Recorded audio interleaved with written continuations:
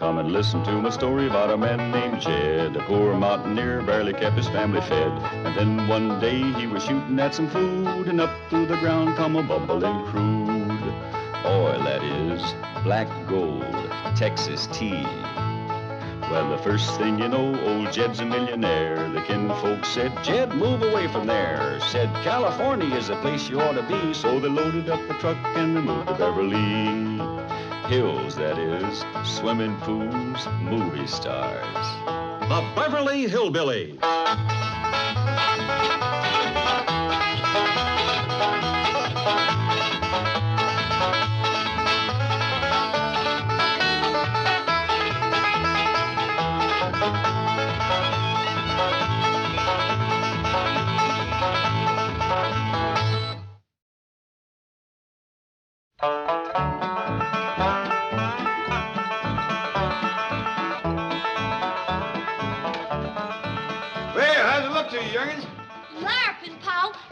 Sure like it better than that old mansion. Yeah, I reckon Granny's gonna feel the same way about it.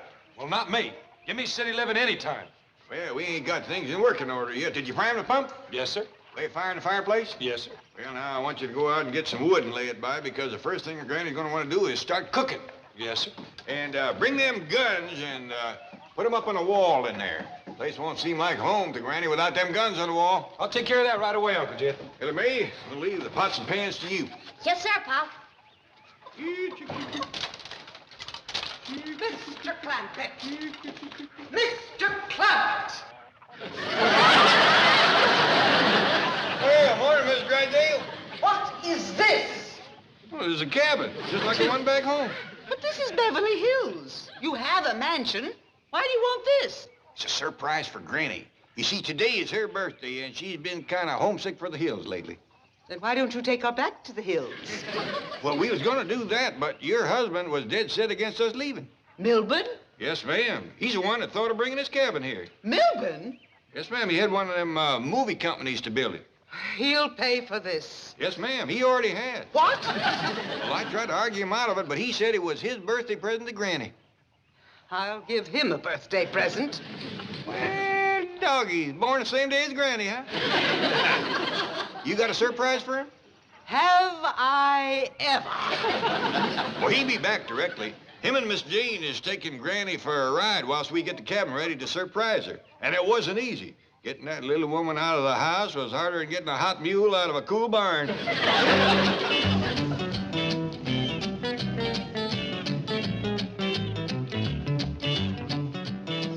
Granny, you're home. Why did you bring me back here? My family don't want me. What? You heard them trying to get shed of me this morning. Go outside for a while, Granny. Take a ride. Make yourself scared. Oh, but Granny, they just wanted Nobody even remembered my birthday. I'll go around to the kitchen and put the candles in the cake. Right. Now, Granny, I'm sure your family wouldn't forget your birthday. Did you hear anybody say happy birthday? No, but... Did you see anybody give me a present? No, but... As much as one little old posy to pin on my dress? No, but... A single crumb of a birthday cake with candles on it? Or hear my kinfolk singing to me? No, but... Oh, here comes Mr. Clampett. I'll bet he has something in mind. Yeah, how to get rid of poor old wore-out, useless Granny, that's why. Well, Granny, see, they brung you back. Now, we got a little surprise for you, but first off, we want you to put on this here blindfold. Ah, they're fixing the fire and squad me. You're gonna stand me up against a wall and shoot me. Now, Granny, you hush that kind of talk. Here are the guns, Uncle Jed. I hear you, darn fool. Take him around back. Well, you didn't say which wall. Quiet and down, put on his blindfold, and come around back with us. No, at least give me a running start to make it to the head. Jethro, give me them guns and go fetch your Granny back. Oh, well. The surprise when she sees the cabin will be worth all this. Yeah, I reckon so. Oh, speaking of surprises, Miss Drysdale wants you to come right home. She's got one for you. Oh, wonderful. I put Granny in yonder and told her not to take off the blindfold till she heard the signal. What's the signal? This here? They got me. They got me. It took them 2 shots, but they got me.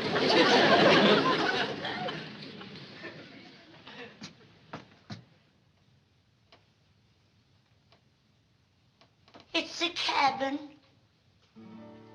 It's the little cabin from back home.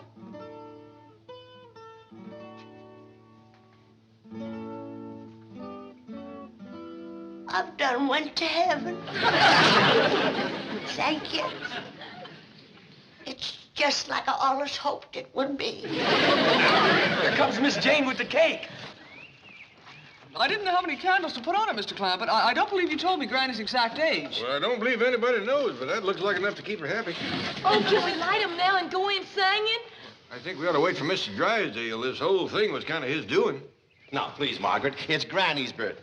Try and be pleasant. Say something nice. I want that horrible shack demolished. Oh, you can do better than that. Try happy birthday.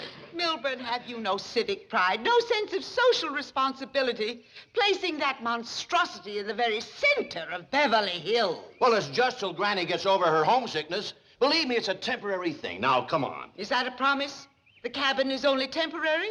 Well, it's just a surprise for Granny's birthday. Now, remember, say nice things. Keep my largest depositor happy. You are obsessed with money. Money, money, money, money, money. That's it. Say nice things. This thing's commencing to look like a brush fire. Yeah, when you get to be Granny's age, you can pretty near bake a cake without an oven. Oh, good. Here come Mr. and Mrs. Drysdale. Fine. I kind of think they ought to be the first ones in, toting the cake. Ellie Mae, what's Granny doing? Just sitting there rocking with a happy look on her face. When the saints come marching in, when the saints come marching in, oh, it's nice to be here in heaven when the saints come marching in. This fire is scorching me. Surprise, Granny. Miss Drysdale, they done sent me to the other place. Wait, Granny, wait. Come back.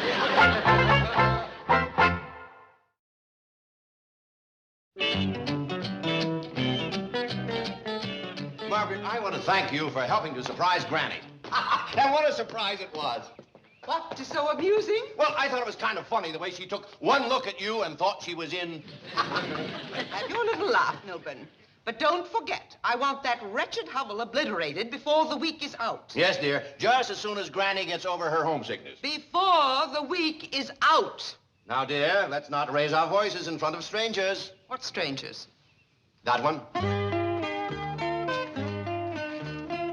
Greetings, wealthy-type people. And for my term project in sociology, I'm preparing a paper on the vanishing servant class. I've chosen this section of Beverly Hills for a mansion-to-mansion survey. Now then, first question. We're in a hurry. Oh, please, lady, I'm trying to get out of college the hard way. You know, graduate, cap and gown, pomp and circumstance, mom and dad, the new watch, proud of you, daughter, the whole bit. Milburn, must we listen to this prattle? Now, Miss Hathaway, get a move on. Well, while we're waiting, how many servants do you employ? With the gardener, 4 or 5, I guess. You're not sure? Well, who counts? Hurry, Miss Hathaway. May I ask you how much you pay these servants? I don't think that's any of your business. Come, Milburn.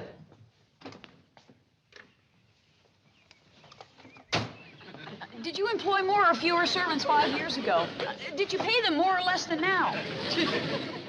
Did you operate a guillotine during the French Revolution? You have the kind face of a lower income type. May I ask you some questions? Of course, yes. Get in the car. Right, Chief? Sorry, miss. When Mr. Drysdale cracks the whip, I must obey. Do you find that automation and labor-saving devices are replacing the servant to the extent that it affects the labor pool of qualified domestic workers? One question answered out of 103. Well, that's the best I've done yet. Well, howdy there, little lady. Hello. Do you do the gardening here? Well, I do some of the gardening and lots of other things besides. Place this size keeps me and my whole family busy. Oh, there's a family of you. How many? 4, Granny, today's her birthday. And Ellie Mae and Jethro and me. 4 of you? To take care of a place this size? Well, don't look like much, but that's a 35-room house there. And there's about 9, 10 acres of ground besides. Fantastic. How much does Mr. Drysdale pay you for this? Well, he don't pay us nothing. Nothing. No, ma'am. We don't expect him to. Why, if it wasn't for Mr. Drysdale, we'd all still be back in the hills. It was him that fixed it so we could live on his grand estate. But he pays you no money for the work you do? Is he supposed to? Oh, I want to ask you and your family a lot of questions. Can we go inside and talk? Well, they ain't in the mansion. They's in the cabin around back. Follow me. A cabin? In Beverly Hills? Cabin in Beverly Hills. Young lady, this here's my family. Here's Granny and Jethro and Ellie Mae. Howdy. Tobacco Road on Crestview Drive. I don't believe I caught your name. Jennings, Virginia Jennings. Well, come on in, set a spell. This is your house? Well, strictly speaking, it belongs to Mr. Drysdale, but he had it put here for us. He's a mighty nice man. Yeah, I'm all choked up. Granny, this young lady wants to ask us some questions. That's the way for young folks to learn. Jethro, you light the fire under my soap kettle. Yes, Granny. Ellie Mae, you fetch the lye in the rendering. Yes'm, Granny. Granny, you hadn't ought to be making soap on your birthday. Got to, Jed. We're plumb out. You mean you have to make your own soap? If I wanted, I do. Well, can't you just get it from the Drysdales? Oh, shucks, no. They use that fancy store-bought stuff. Much too highfalutin for folks like us. Sure is. My sociology professor will never believe this. Fireplace don't draw too good, Granny. Jed, I'm so grateful to have a fire to cook over again that I don't mind breathing a little smoke. Haven't you had a fire before now? Out here in California, no man. Not since we left the hills, pretty near 2 years ago. Hope you stay and share victuals with us, ma'am. That's a fine-looking mess of dandelion greens Granny's a-cooking. Ellie and me picked them from Miss Drysdale's yard last night. She caught us. Oh, was she mad, turned the hose on us. Picking dandelions out of her yard? Oh, not that she wants them for herself. Oh, no. Greens ain't good enough for Banker Drysdale's table. They have to have store-bought, butcher-cut, paper-wrapped meat every day. Now, Granny, you got to remember the Drysdales is high muckety-muck society folks. Next to them, we's rough as cobs. What do you eat, Granny? Oh, grits and greens, a little side meat now and then, and a scrawny California rabbit if Jed goes out hunting. Now, Granny, don't be poor mouthin'. You know that when Cousin Pearl sends us a package of food from back home, ain't nobody in Beverly Hills eats better. What does your cousin Pearl send you? Oh, the best of everything. Crawdads, catfish, salted down possum. We was hoping for some fresh-laid eggs, but Miss Drysdale says we have to get rid of our chickens. Granny, your soap kettle's ready. Should I light the fire?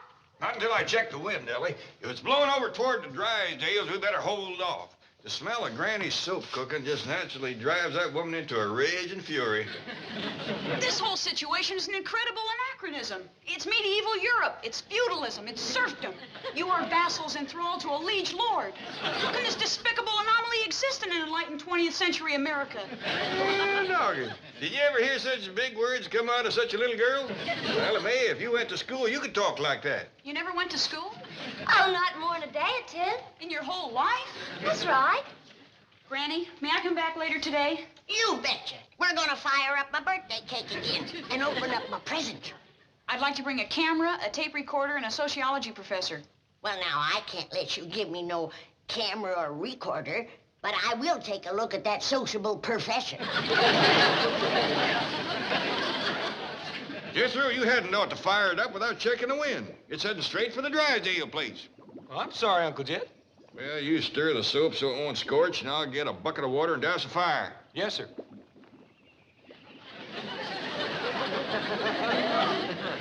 Jethro, you oaf! How many times do I have to tell you I will not tolerate the cooking of soap in the proximity of my flowers?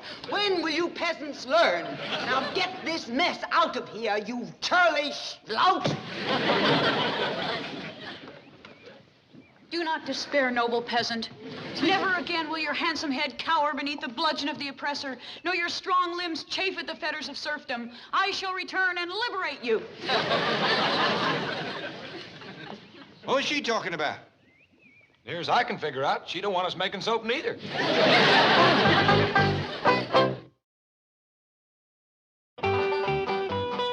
It's the truth, Professor. He's the president of this bank. Now, Virginia, let's be realistic. Mr. Drysdale is a community leader, a respected man, a responsible citizen. A feudal lord, that's what he is. And the Clampetts are his serfs, his vassals. They live in a little shack on the grounds of his estate. They have to poach dandelions from his lawn in order to eat. They'd starve if their family didn't send them food packages from back in the hills. Let's keep our voice down, shall we? Professor Graham, I have found a family living in virtual bondage in the very center of the wealthiest section of the wealthiest city of the wealthiest country in the world. They face poverty, pestilence, famine.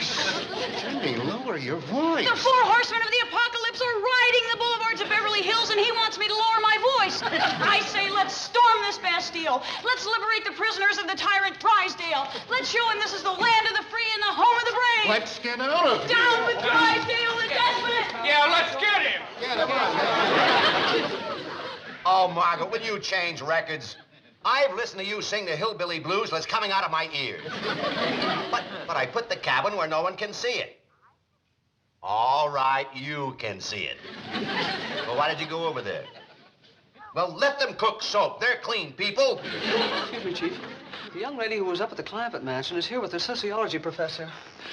They demand to see you. What about? The Clampetts. They wish to register a strong complaint. Well, throw them out. Let us see them, Chief. The bank guard says they are spokesmen for what might be described as rather an ugly mob. What a choice. I can listen to my wife or face an ugly mob. I'll take the mob. Goodbye, dear. Come in, please. Mr. Drysdale, this is Professor Robert Graham of the Department of Social Sciences at the university. Big deal. So what's your complaint about the Clampetts? Aha, you've had others. Every day, and I'm sick of them. Have you no social conscience, no civic pride? Has your greed destroyed Ginny, I'd better do the talking. Mr. Drysdale, are you responsible for a family of 4 hillbillies occupying a squalid cabin in the middle of Beverly Hills? Yes, I am, and it's not squalid, it's clean. Does it have modern conveniences, modern plumbing? No, but they're very happy there. Or would be if Badinsky's like you would leave them alone. Would you live there, Mr. Drysdale? Oh, of course not. My wife would leave me like that. Hey, wait a minute, maybe...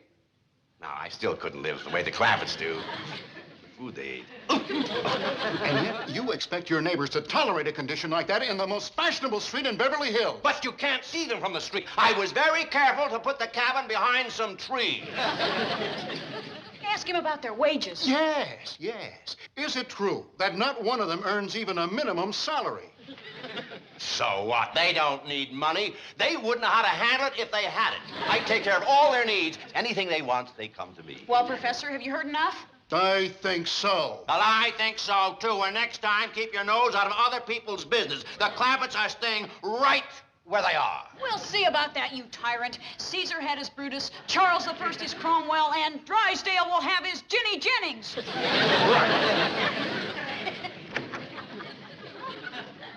What a couple of ding-a-lings they are. Come on, Granny, you can do it. Take a deep one now. You're gonna need more wind than that. Did you make your wish? Go, Granny, go. Granny, you're gonna get your wish. I done got it. You did? What'd you wish for? The strength to blow out all them candles. Well, Granny, seeing as it's your birthday, you get to call a tune. How would you like to celebrate?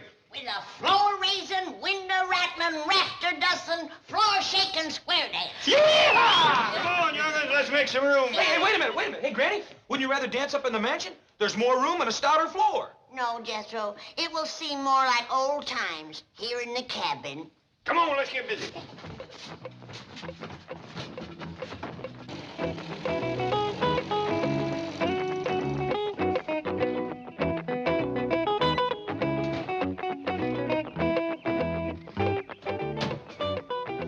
What a magnificent mansion. Take a good look, Professor. And then I'll take you around back and show you where the Clampetts live. The poor people who take care of this beautiful estate. That lawn, it's like a carpet. Watered by the tears of the oppressed. Clipped by toil-worn hands. Now, Ginny, save it for your term paper.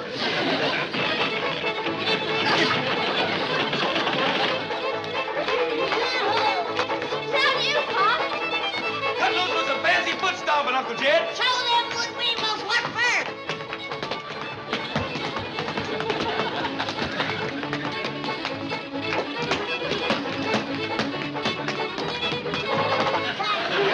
I don't know about you, but I'm as thirsty as a hound chased fox. Me too. I danced me up a parched throat too. Me too. Same here. Yes, Drew, I thought you primed this pump. Didn't do no good. Mr. Drysdale forgot to connect the water. Well, take this bucket and fill it from one of them hose spigots outside. Yes, sir, Uncle Jed. Well, there it is. Why, it's even worse than you described it. Did you know they didn't even have fire until today? Incredible. How can the Drysdales sit up there in their million-dollar mansion eating store-bought, butcher-cut, paper-wrapped meat while their servants live here eating grass? It's a throwback. It's 100 years of civilization down the drain. Howdy, Miss Jenny. Oh, hello, Jethro. This is Professor Graham. Howdy. Oh, hello, Jethro. What's that you're carrying? Drinking water. Don't you have water in the cabin? Mr. Drysdale never had it hooked up. We's fixing to die of thirst. Come on inside. It's Granny's birthday, and we's having a square dance. Isn't that magnificent? Starving, dying of thirst, and they can still dance. The flame of the human spirit is hard to extinguish. Inspired by courage like that, we shall lead these people to freedom. Go on, Granny!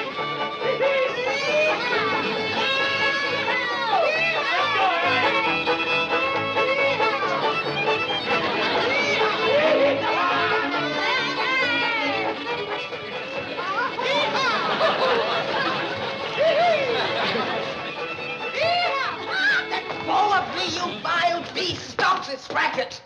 I am expecting my bridge club, and we cannot possibly concentrate on our game with this dreadful uproar going on not 50 feet from my patio. I demand that you cease at once, or I'll have this cabin dismantled and hauled away to the city dump.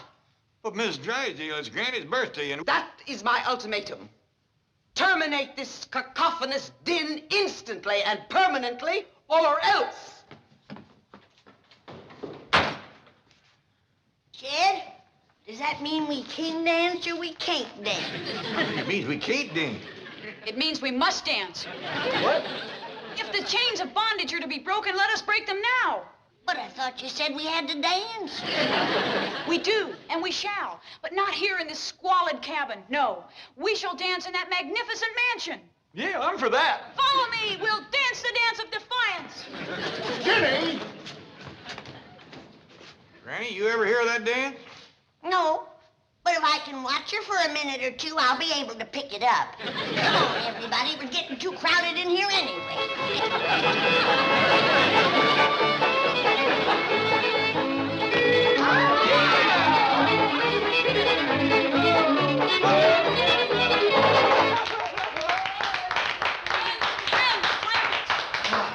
Clampetts, you have danced now for half an hour in this beautiful hall. Has Mrs. Drysdale dared to show her face? No! That's right, she ain't. Has she dared to utter one word of protest? No! He's right worked up about it, ain't he? Now you see how the tyrant quails in the face of courage. You have danced the dance of defiance, and your fetters are broken. Doggone it, mine feel like it. Clampetts, now you must press on to ultimate victory. You must not return to that cabin. You must sleep here tonight. You must eat here tonight. I'm for that. I've been for it all along. Jethro, noble Spartacus, you shall lead your people to happiness. Hot diggity dog, you heard her. Head for the kitchen. Come on, folks, join us for supper. Shall we? No, we have ignited the torch of liberty, but they have won the battle of freedom. You're right. To them alone belong the fruits of victory. Right. Store-bought, butcher-cut, paper-wrapped meat.